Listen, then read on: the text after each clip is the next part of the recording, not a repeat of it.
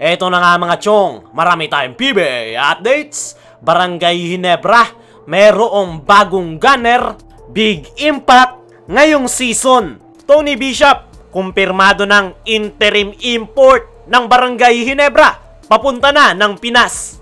Nitong mga nakalipas nga na araw mga chong, ay marami ang kumalat na espekulasyon na magiging panibagong import ng Barangay Ginebra. At all this time, ay tama nga ang bulong ng ating mga kuliglig dahil mismong si Coach Tim Cone na ang nagkumpirma na si Tony Bishop ang ibabandera nilang import sa paparating na Commissioner's Cup. Hindi nga daw makakapaglaro si Justin Brownlee dahil hanggang sa ngayon nga daw ay wala pang hatol na ibinababa. Kaya naman napilitan na nga daw si Coach Tim at Ginebra Management na maghanap ng pansamantalang import at ang pinaka-best available talent nga daw ay itong si Tony Bishop. Ayon niya mismo kay Coach Tim Cone ay saktong-sakto nga lang daw yung pagtawag nila kay Tony Bishop dahil meron nga daw itong offer sa Mexico. Pero noong tumawag ang Ginebra Management ay Barangay Ginebra yung pinili ni Tony Bishop dahil gusto nitong maglaro sa PBA at makakuha ng kampyonato. We're bringing in Tony Bishop, the ex-Morocco import. You know, he was a guy that we had such a tough time with, such a tough time defending because of versatile. We couldn't get under his skin. Para sa akin mga chong, ay ito talagang si Tony Bishop yung best option para sa Barangay Ginebra. Marami yung nagsasabi na pipili na lang daw ng bagong import ang Barangay Ginebra yung tinalo pa ni Justin Brownlee. Yung sagot nga dyan mga chong ay kailangan ng Barangay Ginebra yung import na may experience na sa PBA. At sa mga import na may experience sa PBA ay ito talagang si Tony Bishop ang pinaka best available import sa ngayon. Kulang na nga sa panahon ang Barangay Ginebra dahil ilang araw na lang ay magsisimula na yung panibagong season ng PBA. Kaya yung kinuha nila ay yung may experience na at hindi na kinakailangang mag-adjust kung paano yung laro dito sa PBA. Kumpiyansa nga si Coach Tim Cone na perfect fit itong si Tony Bishop sa kanyang sistema. Isang versatile player, pwede nga daw nila itong masandalan sa loob ng painted area, merong outside shooting, at the same time ay deadly daw ito pagdating sa perimeter area. Real talk mga chong, si Coach Tim Cone talaga yung pinaka nakakaalam kung ano yung kailangan ng Barangay Ginebra.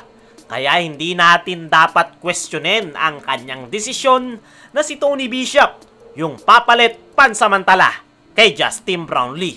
Huwag kayong mag-alala dahil ang plano talaga ng Barangay Ginebra ay pabalikin si Justin Brownlee once na maging okay yung kanyang doping issue.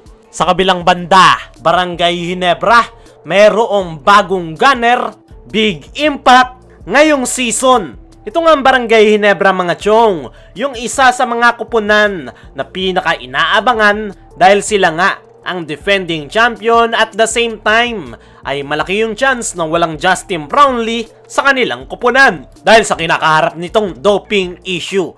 Pero kahit na ganon, na kahit walang Justin Brownlee para sa Barangay Ginebra, ay may consider pa rin natin mga chong na isa pa rin sila sa title contender sa paparating na panibagong season ng PBA. Dahil kahit walang Justin Brownlee ay kumpleto pa rin naman yung kanilang lineup.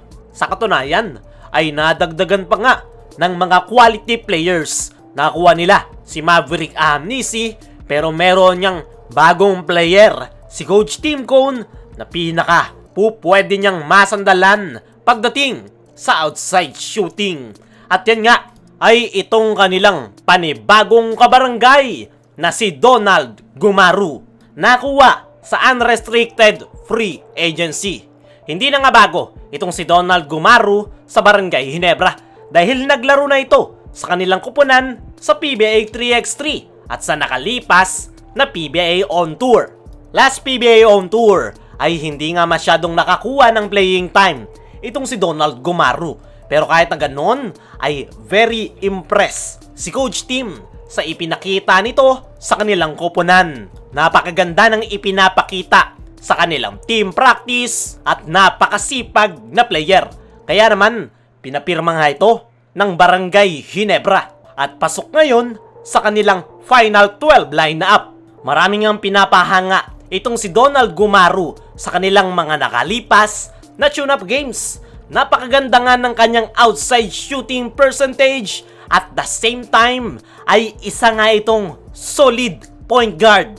Napakalawak ng court vision, mataas ang basketball IQ at magaling pumasa. At hindi na nga ako magugulat mga chong na makakakuha ng playing time itong si Donald Gumaru sa paparating na panibagong season ng PBA. Lalo na't hindi pa nga rin sigurado na makakapaglaro si L.A. Tenorio sa Barangay Ginebra. At kung hindi man makapaglaro si L.A. Tenorio, ay hindi naman po problemahin niya ni Coach Tim dahil nandyan itong si Donald Gumaru. Pero hindi nga basta-basta mangyayari yan mga chong dahil kinakailangan trabahuin ni Donald Gumaru yung kanyang playing time sa kanyang koponan.